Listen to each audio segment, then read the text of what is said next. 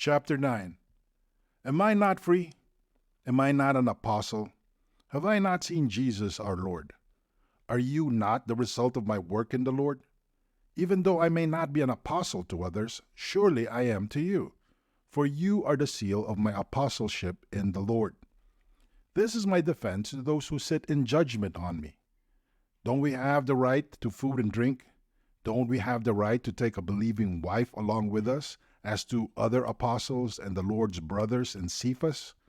Or is it only I and Barnabas who lack the right to not work for a living? Who serves as a soldier at his own expense? Who plants a vineyard and does not eat its grapes? Who tends a flock and does not drink the milk?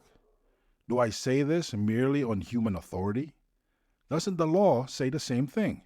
For it is written in the law of Moses, quote, "Do not muzzle an ox while it is treading out the grain." End quote. Is it about oxen that God is concerned?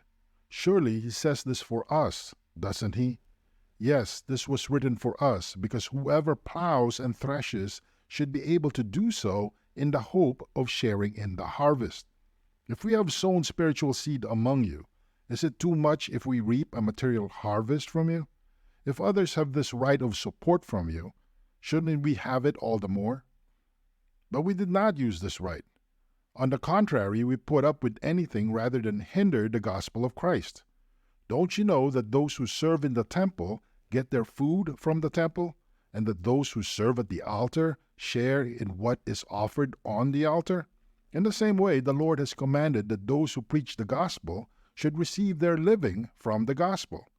But I have not used any of these rights, and I am not writing this in the hope that you will do such things for me.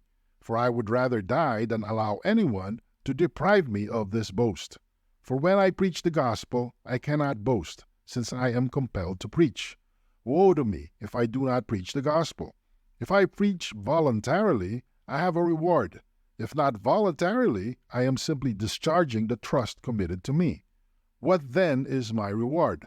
Just this, that in preaching the gospel I may offer it free of charge, and so not make full use of my rights as a preacher of the gospel. Though I am free and belong to no one, I have made myself a slave to everyone, to win as many as possible. To the Jews I became like a Jew, to win the Jews. To those under the law I became like one under the law, though I myself am not under the law, so as to win those under the law.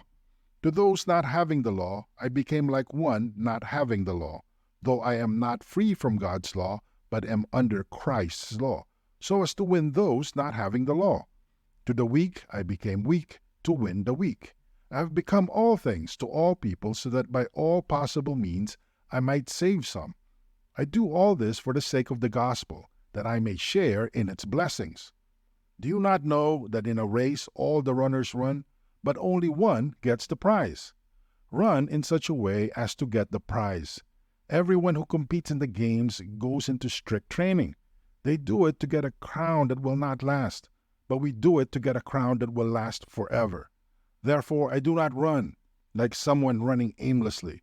I do not fight like a boxer beating the air. No, I strike a blow to my body and make it my slave, so that after I have preached to others, I myself will not be disqualified for the prize.